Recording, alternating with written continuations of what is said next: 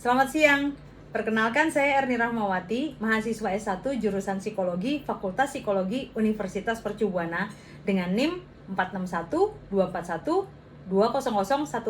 Hari ini saya akan mempraktikkan cara untuk menguji analisis regresi linear sederhana menggunakan software statistik yakni IBM SPSS. Secara singkat, analisis regresi linear sederhana atau simple linear regression merupakan uji statistik yang digunakan untuk mengukur besarnya pengaruh suatu variabel independen atau bebas atau prediktor yang selanjutnya disebut sebagai variabel X terhadap variabel dependen atau yang terikat atau tergantung yang juga disebut variabel Y. Sebelum melakukan analisis regresi linear sederhana, perlu dipastikan terlebih dahulu bahwa beberapa syarat kelayakan telah terpenuhi, yakni 1. Jumlah sampel yang digunakan harus sama antara variabel X dan variabel Y. 2. Jumlah variabel X adalah 1. 3. Nilai residual harus berdistribusi normal, berarti bahwa selisih antara nilai prediksi dan nilai observasi aktual dari model regresi mengikuti distribusi normal yang berbentuk lonceng dan simetris. 4.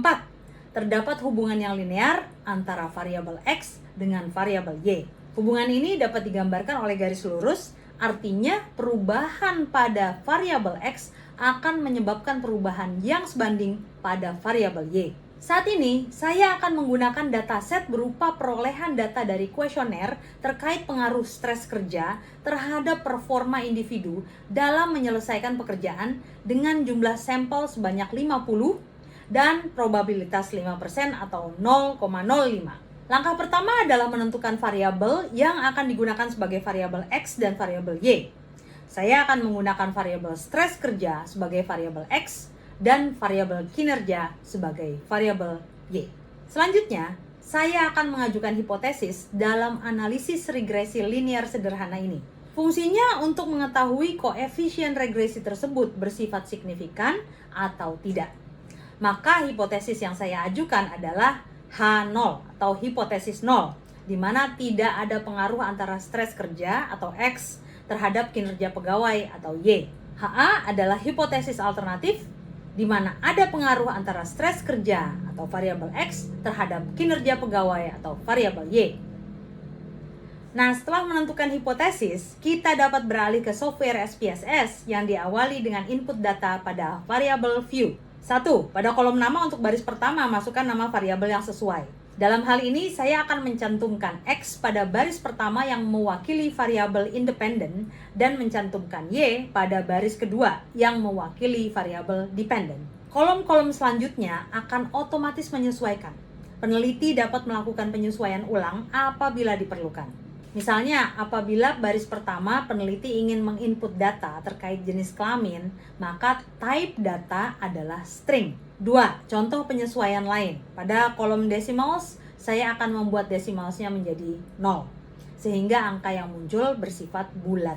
3. Pada kolom label, saya akan mencantumkan stres kerja untuk variabel X dan kinerja pegawai untuk variabel Y. 4. Saya juga akan melakukan penyesuaian pada kolom align menjadi left dan pada kolom measure menjadi scale. Sisanya dapat dibiarkan tetap default. 5. Langkah berikutnya, klik data view dan akan muncul dua nama variabel yakni X dan Y. Selanjutnya, masukkan data yang akan diolah dengan mengikuti ketentuan sebelumnya, bahwa X adalah data variabel stres kerja dan Y adalah data kinerja pegawai. Perlu diingat bahwa proses input data ini harus dilakukan dengan sangat teliti dan cermat. Karena apabila terjadi kesalahan, maka output SPSS tidak dapat mengeluarkan hasil yang akurat. 6. Apabila data sudah diinput dengan benar, maka kita dapat melanjutkan proses analisis dengan klik Analyze, lalu Regression, dan pilih Linear. 7. Selanjutnya akan muncul kotak dialog Linear Regression. Pada kotak independen, masukkan variabel stres kerja atau X dengan cara klik tanda panah di sebelah kotak tersebut. Lalu masukkan variabel kinerja pegawai atau Y pada kotak dependen dengan klik juga tanda panah di sampingnya. Selanjutnya pada bagian method, pilih Enter.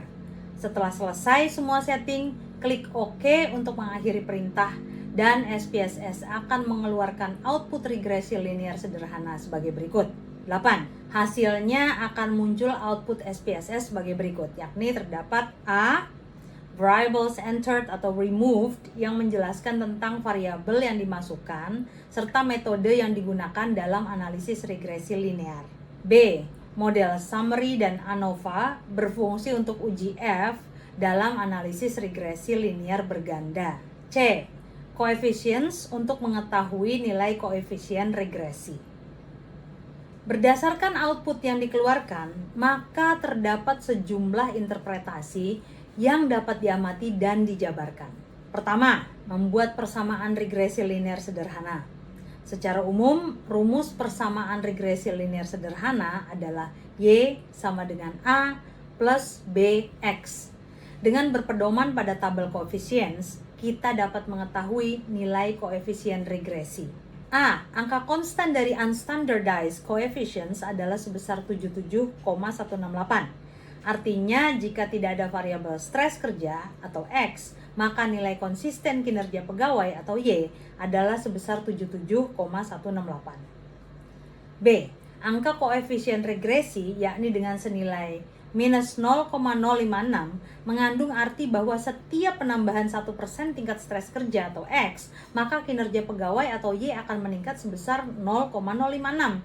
Karena nilai koefisien bernilai minus, maka dapat dikatakan bahwa stres kerja atau X berpengaruh negatif terhadap kinerja pegawai atau Y, sehingga persamaan regresinya adalah Y sama dengan 77,168 minus 0,056X. Selanjutnya, melihat uji hipotesis pada analisis regresi linear sederhana.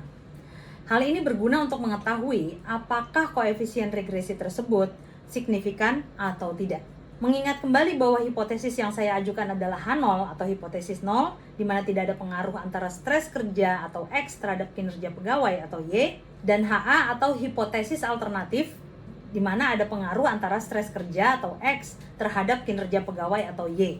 Maka untuk memastikan apakah koefisien regresi tersebut berpengaruh, dapat dilakukan perbandingan nilai signifikansi dengan probabilitas 0,05. Atau kita juga dapat membandingkan nilai T hitung dengan T tabel. Apabila kita menggunakan perbandingan dengan nilai signifikansi, maka kita dapat melihat pada kolom sig pada tabel coefficients. Asumsi awal adalah apabila nilai signifikansi lebih kecil daripada probabilitas 0,05, maka menyimpulkan bahwa ada pengaruh antara stres kerja atau X terhadap kinerja pegawai atau Y. Sebaliknya, apabila nilai signifikansi lebih besar daripada probabilitas 0,05, maka tidak ada pengaruh antara stres kerja atau X terhadap kinerja pegawai atau Y. Pada output SPSS yang kita peroleh, dapat dilihat bahwa nilai signifikansi sebesar 0,509, yang mana angka ini lebih besar daripada probabilitas 0,05, sehingga dapat disimpulkan bahwa H0 tidak ditolak dan HA ditolak, yang berarti tidak ada pengaruh antara stres kerja atau X terhadap kinerja pegawai atau Y. Apabila kita menggunakan perbandingan dengan uji T, yakni membandingkan nilai T hitung dengan T tabel, maka dasar pengambilan keputusan adalah apabila nilai T hitung lebih besar dari T tabel, maka ada pengaruh antara stres kerja atau X terhadap kinerja pegawai atau Y. Sebaliknya, jika nilai T hitung lebih kecil daripada T tabel, maka tidak ada pengaruh antara stres kerja atau X terhadap kinerja pegawai atau Y. Berdasarkan output yang saya peroleh, nilai T hitung diketahui sebesar minus 0,666. Nah, karena nilai T hitung sudah ditemukan, maka kita perlu mencari nilai T tabel dengan rumus. Pertama, nilai probabilitas dibagi 2, yakni 0,05 dibagi 2 sama dengan 0,025. Selanjutnya, mencari derajat kebebasan atau DF dengan cara jumlah sampel atau N dikurang 2, yakni 50 dikurang 2 sama dengan 48. Dengan nilai 0,025 dengan DF adalah 48, kemudian kita melihat pada tabel distribusi nilai T tabel. Maka diperoleh nilai T tabel sebesar 2,011. Nah, karena nilai T hitung sebesar 0,666 lebih kecil daripada T tabel yang sebesar 2,011, maka dapat disimpulkan bahwa H0 tidak ditolak dan HA ditolak. Yang berarti tidak ada pengaruh antara stres kerja atau X terhadap kinerja pegawai atau Y. Angka minus 0,666 tetap dianggap lebih kecil. Karena apabila kita membayangkannya menggunakan kurva lonceng simetris, area positif maupun negatif tidak berpengaruh. Secara angka 0,666 dianggap lebih kecil daripada 2,011. Selanjutnya kita dapat melihat pula besarnya pengaruh variabel X terhadap variabel Y, yakni dengan mengamati nilai R² atau R2 pada tabel model summary. Dari output yang diperoleh dapat dilihat bahwa nilai R² adalah sebesar 0,009. Nilai ini berarti bahwa pengaruh stres kerja atau X terhadap kinerja pegawai atau Y adalah sebesar 9%. Sedangkan sisa 91% kinerja pegawai atau Y dipengaruhi oleh variabel lain yang tidak diteliti. Merujuk pada seluruh pembahasan sebelumnya, maka dapat disimpulkan bahwa stres kerja atau X tidak berpengaruh terhadap kinerja pegawai atau Y dengan total pengaruh hanya sebesar 9%. Variabel lain yang tidak diteliti justru mempengaruhi kinerja pegawai atau Y lebih besar secara negatif. Sebagai penutup, mari kita rangkum temuan kita. Melalui serangkaian langkah di SPSS, kita telah menguji hipotesis mengenai pengaruh stres kerja terhadap kinerja pegawai. Hasil analisis menunjukkan bahwa hipotesis 0 tidak ditolak, yang berarti tidak ada pengaruh signifikan dari variabel stres kerja terhadap kinerja pegawai. Hal ini diperkuat oleh nilai R² yang sangat kecil, yaitu 0,009, yang artinya stres kerja hanya mampu menjelaskan 0,9% dari perubahan pada kinerja pegawai. Temuan ini mengajarkan kita bahwa dalam statistik, hasil yang tidak signifikan adalah data yang sama berharganya dengan hasil yang signifikan, karena membukakan pintu bagi pertanyaan-pertanyaan baru tentang variabel lain yang mungkin lebih berpengaruh.